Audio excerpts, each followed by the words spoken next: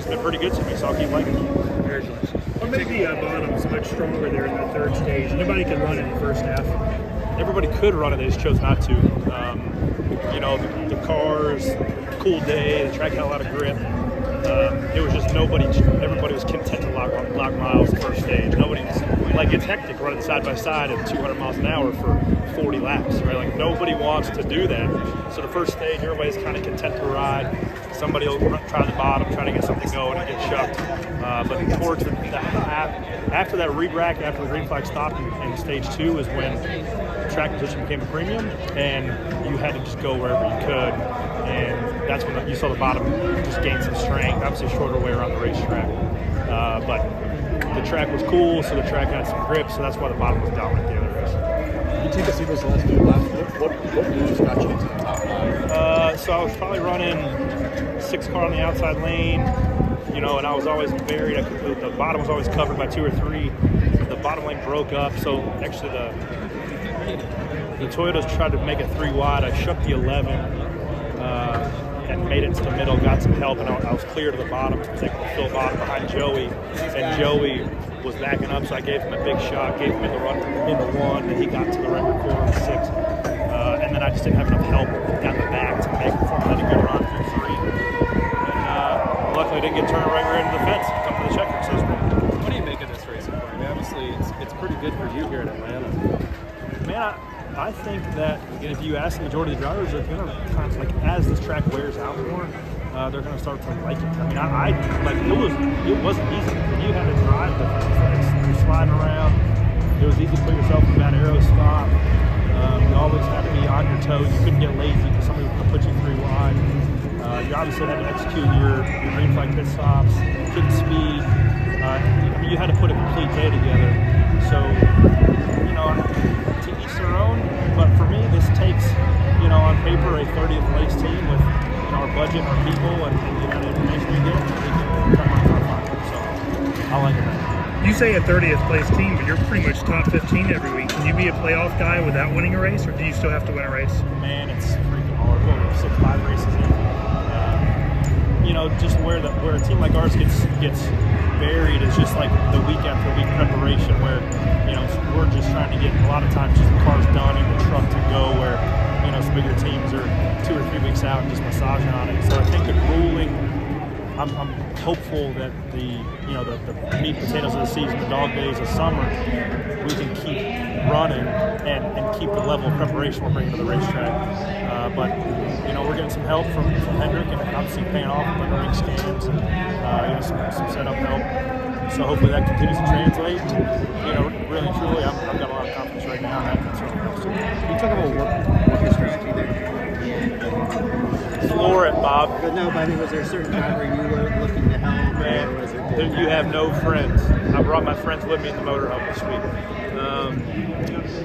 Obviously, when you get big shots to your buddy Joey, I would rather see him win than most. He's been a good friend of mine for 15 years. So it just so happened that his big ass was in front of me at the end, and I didn't have any choice but to hit it. I knew it was going to make it complex with not a lot of Chevys up there, because there was 3 Toyotas pretty married to each other. So I was interested to see what they did, and they actually kind of broke up. So that's kind of what started the chaos coming to 1 to go. And we're the highest finishing Chevy, so that's a good thing for us. You think it's right there was a track there on the last? Yeah. I mean, there's a huge shot down the backstretch from the outside lane to get Joey out front clear. That's usually when you see guys get crossed up and wrecked. But that's why it was nice to see that we were all professionals today and didn't run over each other. Can you talk about what this result means for Spider Motorsports?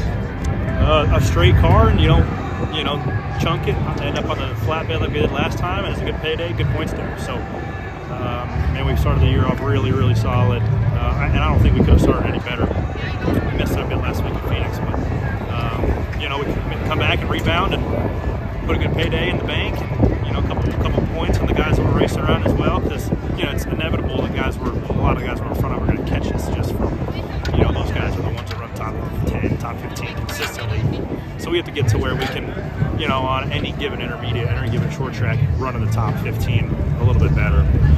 but we're getting there. You know, days like this certainly give us confidence and give us a little more money in the kitty to, you know, keep it digging.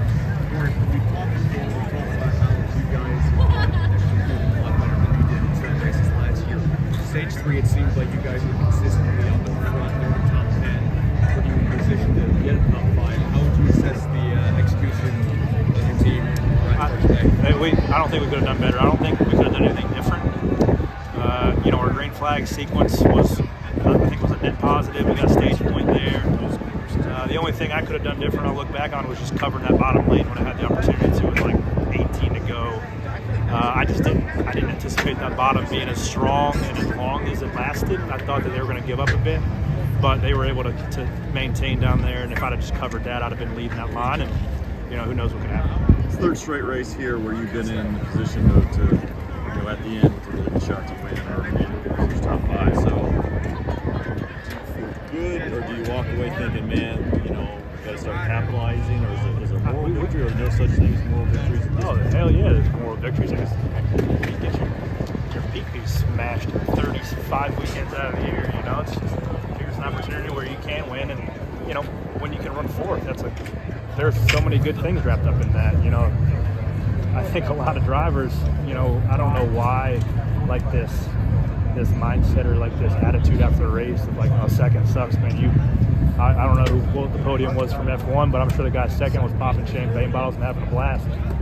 So, you know, for me, it's huge. And for our team, it's huge. So I'm going to be proud of my guys and be proud of our effort, because there's a lot to be proud of. I know you're hesitant to call yourself a legit championship playoff guy points-wise. Right? I know you're Come on now. You've been kind of I downplaying appreciate yourself. your but vote of confidence. with another Atlanta coming up before the playoffs, though, do you feel there's a legit way for you to win and get your way in? Well, yeah. I mean, that's what, you know, this one circled. You know, and like our owner Jeff Dickerson said today, it's like, you know, you come in here and you run good both races, and you come in here and think the place owes you nothing. Like, it owes you nothing. These guys don't owe you nothing, right? These guys are professionals, and every time you line up to them, they want to kill you. And that's why I want to kill them too. So, you know, we're going to go to Talladega, and we're going to go back to Atlanta, and we're going to have another shot at Daytona to, like you said, pull off a David versus 35 Goliaths and try to steal a spot in the playoffs. Now, before this 3-race run in Atlanta, though, you hadn't really mixed up in the front very much. Does this kind of help you kind of develop that the tool arsenal of tricks for when you get that situation again? I think it's just as much as for me, you know, you learn, but this race is like a speedway in a lot of lane choices and push and win and just the amount of aggression. But at the end of the day, I think the biggest thing is just my competitors seeing me up there, you know, when the pay window's open, you know, and being the one that they choose to go with versus not like they used to. I mean, it was just any time that 7 was up there, it was a race to who could shuck them first.